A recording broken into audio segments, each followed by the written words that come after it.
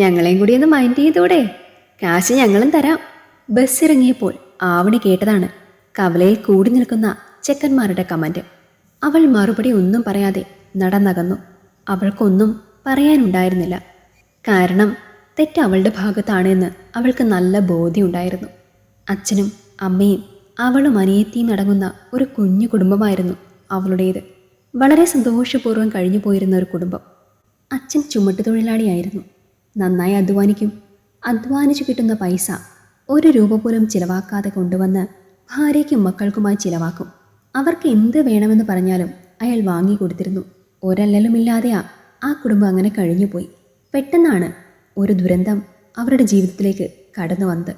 ലോറിയിൽ നിന്ന് ചുമടിറക്കി വെക്കുന്നതിനിടയിൽ അത് ബാലൻസ് തെറ്റി എല്ലാം കൂടി അയാളുടെ മേലേക്ക് മറിഞ്ഞു വീഴുകയായിരുന്നു.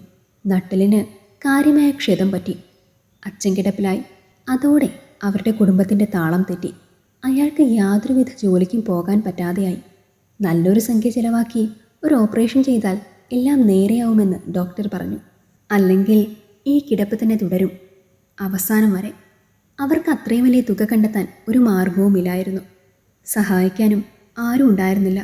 അവർ പരസ്പരം നോക്കി കണ്ണീർ വാർത്തു. അല്ലാതെ വേറൊന്നും അവർക്ക് കഴിയുമായിരുന്നില്ല.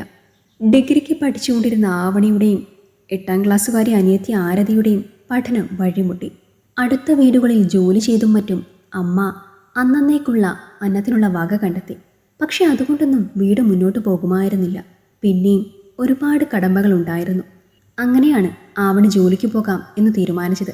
പഠിപ്പിച്ച് മകളെ വലിയ ആളാക്കണമെന്ന് ആഗ്രഹിച്ച അച്ഛനിൽ അവളുടെ ആ തീരുമാനം വലിയ വിഷമമുണ്ടാക്കി. പക്ഷെ വേറെ വഴിയൊന്നുമില്ലാത്തത് കാരണം എല്ലാവരും മൗനം സമ്മതം നൽകി. അങ്ങനെയാണ് ആ വലിയ ടെക്സ്റ്റൈൽസിൽ സെയിൽസ് ഗേളായി അവൾ ജോലി നോക്കാൻ തുടങ്ങിയത്. അതിൻ്റെ ഓണർ ദേവിക മാഡം വളരെ നല്ലൊരു സ്ത്രീയായിരുന്നു. തൻ്റെ ജോലിക്കാരെയെല്ലാം ഒരു കൂടപ്പിറപ്പിനെ പോലെ അവർ സ്നേഹിച്ചു. വളരെ പണക്കാരിയാണെങ്കിലും അതിൻ്റെ യാതൊരുവിധ അഹങ്കാരമോ കാട്ടിക്കൂട്ടലുകളോ ഒന്നുമില്ലാത്ത ഒരു സ്ത്രീയായിരുന്നു അവർ. ആവണിയുടെ അവസ്ഥയറിഞ്ഞ് അവർക്കൊരുപാട് വിഷമം തോന്നി. പല രീതിയിലും അവർ ആവണിയെ സഹായിച്ചു. പലപ്പോഴും അച്ഛനെ ഹോസ്പിറ്റലിൽ കൊണ്ടുപോകാനായി കുറേ പൈസ വായ്പ വാങ്ങേണ്ടി വന്നിട്ടുണ്ട് അവൾക്ക്. എങ്കിലും അതൊന്നും നോക്കാതെ ശമ്പളം മുഴുവൻ തീർത്ത് കൊടുക്കുമായിരുന്നു ദേവിക മാഡം. ദേവിക മാഡത്തിൻ്റെ ഏറ്റവും വലിയ ദുഃഖം കുഞ്ഞുങ്ങളില്ല എന്നതായിരുന്നു.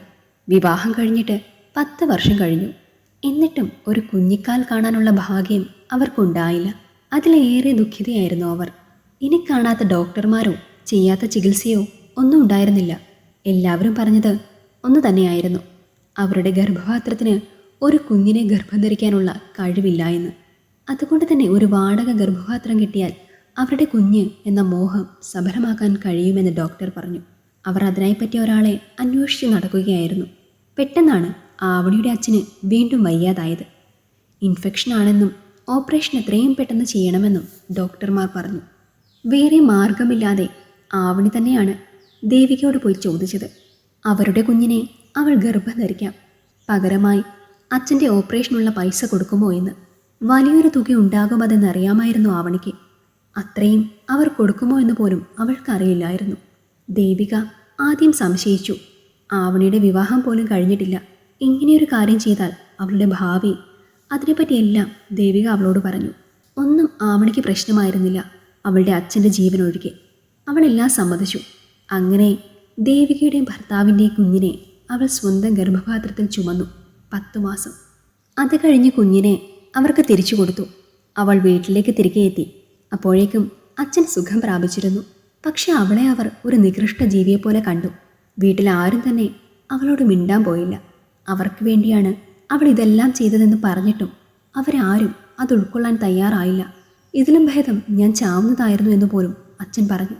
അവരെല്ലാം അവളെ ഒറ്റപ്പെടുത്തി. അവൾക്ക് താങ്ങാവുന്നതിനും അപ്പുറത്തായിരുന്നു. അവരെ ആരെയും മൈൻഡ് ചെയ്യാതെ ജോലിക്ക് പോകാൻ തുടങ്ങി. കാരണം അവളുടെ മനസാക്ഷിയുടെ മുന്നിൽ അവൾ തെറ്റുകാരിയല്ലായിരുന്നു. അവൾ ചെയ്തത് ശരിയായിരുന്നു. നാട്ടുകാരും അവളെപ്പറ്റി അതും ഇതും പറയാൻ തുടങ്ങി. ഒടുവിൽ അവളുടെ അച്ഛൻ തന്നെ അവളോട് പറഞ്ഞു അവിടെ നിന്നും ഇറങ്ങിപ്പോകാൻ.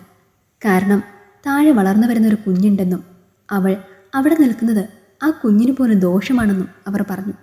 അതവർക്ക് താങ്ങാവുന്നതിനും അപ്പുറത്തായിരുന്നു. അവൾ അവിടെ നിന്നും ഇറങ്ങിപ്പോയി. ജോലി ചെയ്ത് സ്വന്തമായി വരുമാനമുണ്ടാക്കി ജീവിക്കാമെന്ന് ആത്മവിശ്വാസം ഉണ്ടായിരുന്നു അവൾക്ക്. പക്ഷേ സമൂഹം അവളെ മറ്റൊരു കണ്ണിലൂടെ മാത്രം നോക്കിക്കണ്ടു. വിവാഹത്തിന് മുന്നേ ഗർഭിണിയായവൾ, വഴിപിഴച്ചവൾ, ഇത് മാത്രമായിരുന്നു അവൾക്ക് എല്ലാവരും ചാർത്തിക്കൊടുത്ത പേര്. അതുകൊണ്ട് തന്നെ ആരും അവളെ അടുപ്പിച്ചില്ല. ദേവിക മേഡത്തിനെ കാണാൻ പോയി. അവൾ പ്രസവിച്ച കുഞ്ഞ് അവളോട് അടുക്കുമോ എന്ന ഭയം അവർക്ക് നന്നായി ഉണ്ടായിരുന്നു. അതുകൊണ്ട് അവരും അവളെ ഏറ്റെടുക്കാൻ തയ്യാറായില്ല. കുഞ്ഞിനെയും കൊണ്ട് അവരും സ്ഥലം വിട്ടു. അവൾ ആകെ കൂടി ഒറ്റപ്പെട്ടു. ജീവിക്കണമെന്ന മോഹം തന്നെ അവൾക്കില്ലായിരുന്നു. പക്ഷെ മരിക്കാൻ മനസ്സിലായിരുന്നു. ഒരു തെറ്റും ചെയ്യാതെ വഴി കേട്ടതാണ് തനിക്ക്. എവിടേക്ക് പോകണമെന്നറിയാതെ വല്ലാതെ റെയിൽവേ സ്റ്റേഷനിലിരുന്ന അവളെ ഒരമ്മ ശ്രദ്ധിക്കുന്നുണ്ടായിരുന്നു. അവർ മെല്ലെ അരികിൽ വന്നു. അവളോട് എല്ലാം തിരക്കി. എല്ലാം പറഞ്ഞു കഴിഞ്ഞപ്പോൾ അവർ അവളെ നോക്കി മനോഹരമായി ചിരിച്ചു. അവരുടെ കൂടെ ചെല്ലാൻ പറഞ്ഞു. അവൾക്ക് അവരുടെ കൂടെ പോകാൻ തോന്നി.